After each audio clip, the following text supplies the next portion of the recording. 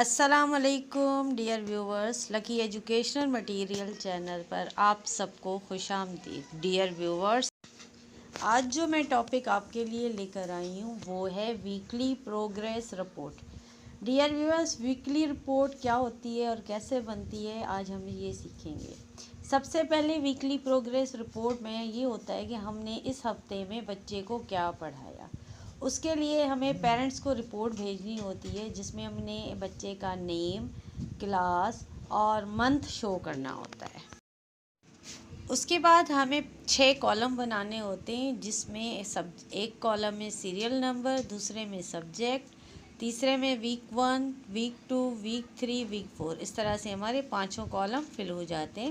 Subject میں ہمیں ہر subject لکھنا ہے اور جو ہماری رپورٹ آئے گی، یعنی کہ گڈ ہے، ویری گڈ ہے، فرض کریں انگلش میں گڈ ہے تو ہم نے گڈ لکھنا ہے، میتھ میں فیئر ہے، فیئر لکھنا ہے، یعنی ویک وائز ہمیں اس میں مینشن کرنا ہوتا ہے۔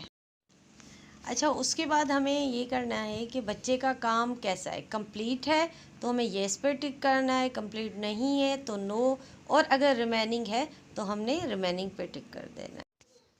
اس کے بعد ہمیں مینشن کرنا ہے بچے کا بیہیویئر۔ اب بیہیویئر میں ہمیں اوبیڈینٹ، اس کے لیے ہمیں کیز بنانی ہوگی کہ یس، نو، ایوریج، گڈ، جس طرح کی بھی آپ کیز بنانا چاہیں بنا سکتے ہیں۔ جیسے میں نے ایک بنا دی یس اور نو۔ اوبیڈینٹ ہے تو میں یس لکھوں گی، اگر نہیں تو نو۔ Same as it is confident میں اٹینٹیو، ابیوزو لینگویج یعنی گالیاں وغیرہ بچے نکالتے ہیں کلاس میں، کیا وہ ہے تو ہم یس لکھیں گے، اگر نہیں ہے تو ہم نو لکھ دیں گے۔ اس کے بعد ہے ریڈنگ، اس میں بھی اگر اچھی ہے تو ہم گڈ لکھ دیں گے، اگر اچھی نہیں ہے تو فیئر لکھیں گے، اور اگر نیڈ امپرومنٹ ہے تو ہم نیڈ امپرومنٹ پہ ٹک لگا دیں گے۔ اسی طرح سے رائٹنگ بھی اسی طرح ہوگی، گڈ، فیئر اور جو ہے نا نیڈ امپرومنٹ۔ آپ کو جو بچے کے لیول پہ ہو آپ نے ویسے کرنا ہے۔ ایز اٹ از لسننگ بھی ہوگی، اسپیکنگ بھی ہوگی۔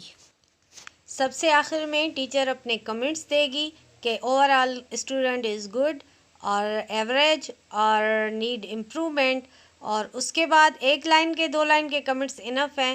سمپل آپ کیز بنا کے بھی دے سکتے ہو، good, very good, excellent, fair, average, جو بھی آپ دینا چاہیں، اور آخر میں ہم رکھیں گے پیرنٹس کمنٹس۔ جب ہم ویکلی رپورٹ گھر بھیجیں گے تو پیرنٹس کے ریویوز بھی آنے چاہیے تاکہ ہمیں پتہ چلے کہ پیرنٹس ہم سے کتنے سیٹسفائی ہیں اور کتنے سیٹسفائی نہیں ہیں، تاکہ اگر وہ سیٹسفائی نہیں ہیں تو ہم پھر اس ٹاپک پہ یا اس پوائنٹ پہ کام کریں تاکہ وہ ہم سے سیٹسفائی ہو جائیں۔ کیونکہ اگر ہمارا پیرنٹ بچوں کے سیٹسفائی نہیں ہے تو ہم کسی بھی کام کے لیے آگے نہیں بڑھ سکتے، کیونکہ اگر کسٹمر سیٹسفائی نہیں ہوگا تو سیل کیسے ہوگی، یعنی اگر پیرنٹس سیٹسفائی تو مور ایڈمیشنس۔ Thanks for watching. اگر آپ کو میری یہ ویڈیو بھی اچھی لگی ہے تو پلیز لائک اینڈ سبسکرائب ضرور کیجیے گا تاکہ میں آپ کے لیے ایسی اور ویڈیوز بھی بناؤں۔ یہ میرا پیج ہے اور یہ میرا انسٹاگرام پہ اکاؤنٹ ہے، فیس بک، یوٹیوب، آپ اس پہ بھی مجھے فالو کر سکتے ہیں۔